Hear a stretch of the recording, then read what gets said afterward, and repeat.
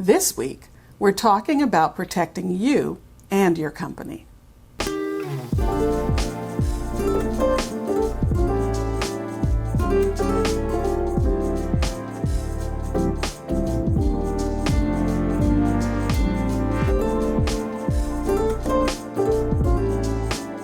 Hey entrepreneurs, welcome back to Leader's Journey.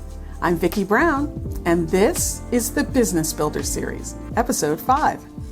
Insurance. When you started your business, was it the last thing you thought about after selecting a name, completing the incorporation paperwork, opening a bank account, finding space, getting people to work with you? Then, oh yeah, I better get some insurance. And if you're like me, that thought was quickly followed by, what kind of insurance do I need? Only to be displaced by, what kind of insurance is there? Well, there are plenty of insurance types a business owner needs to consider. Some are required, but not everything will be right for every business. There are basically two types of insurance you need to understand. Insurance related to the business itself, and insurance related to being an employer. Now, I've covered employee-related insurance in another episode, so check that out if you need more information.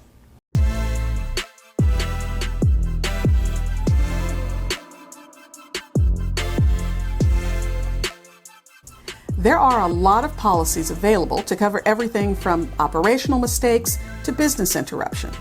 And as I mentioned in last week's episode, your particular industry may require a bond or other specialized insurance, so be sure to check with your insurance broker or attorney.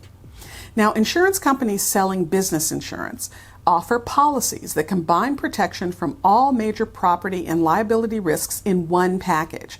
They also sell coverages separately. Small and mid-sized businesses often purchase a business owner policy, or BOP, to cover property insurance. It covers building and company-owned contents. Business interruption insurance, it covers the loss of income resulting from fire or some other catastrophe that disrupts your business's operation. And liability protection. This protection covers you if a customer is injured while visiting your place of business or by using your product. Professional liability, also called errors and omission, protects service and advice businesses, like most service businesses, against financial losses from lawsuits that your client might file against you. So, for example, if you gave your client some advice or information that they acted on and it caused a big problem for them, they may blame you and file a lawsuit against you. Well, that's when your errors and omissions policy would kick in to protect you, pay attorney's fees, and cover damages. After your deductible, of course, because, well, there's always a deductible. Now, E&O insurance covers different things than the liability protection of a business owner policy, so don't get those two mixed up.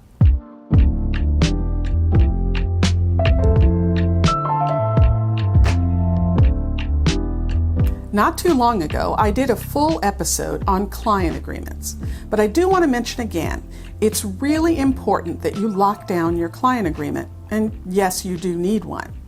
It's the guide of who is working with whom, what's going to happen, what service is being provided, and what isn't, what happens if or when the scope of services is changed, who owns the product, what if things go wrong, how much will you charge, when is payment due, what's confidential, and all sorts of other terms that are critical when you're working with clients. So, make sure you have a good agreement, hopefully drafted by an attorney, that you feel comfortable standing on. Oh, by the way, I know I've mentioned using an attorney a number of times now. That's just the reality of setting up a company with a strong foundation. One of the things I said in the very first episode is, you're going to have to be ready and willing to invest in the company right from the very beginning. So plan for it and do what you need to do to make sure you and your company are protected.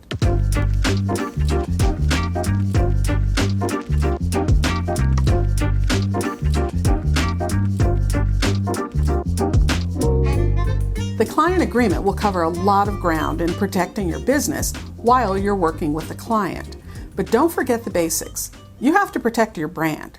Start with your name and logo. I would suggest getting your name trademarked. That way you can be sure you have the legal rights to use it in your business capacity. After all, you don't want to go to all the trouble of building a business, marketing like crazy, and getting recognition for your brand, only to get a cease and desist letter from someone with the same name. It's a pain to unravel and can be very expensive. So, better safe than sorry. You can pay a service to do it for you. Google can tell you who's available, or you can do it yourself. Now, if you want to go the do-it-yourself route, take a look at the U.S. Patent and Trademark Office website, and they'll guide you through. It's not difficult and will save you a lot of potential trouble in the end. And here's a pro tip. If you think that at any point in the future you'll want to sell your company or even get acquired, think about using something other than your personal name or initials as the name of your business. When or if you decide to go live on that private island you always wanted, your name will end up lagging behind you.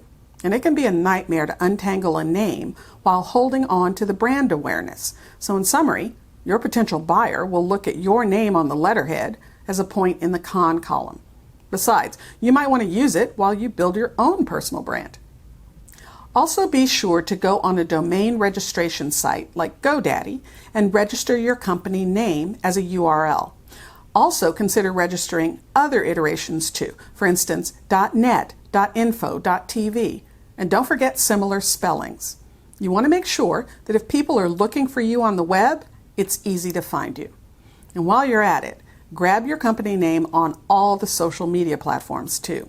Your branding should be consistent throughout all your media channels, even if you aren't posting on them just yet. Remember, plan for the future. If you found this helpful, but want to go deeper, check out the Leader's Journey Business Builder.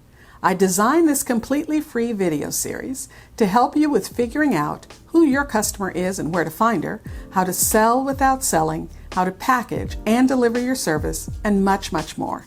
Check it out by using the link leadersjourneyexperience.com. If you found this information helpful, please subscribe and share.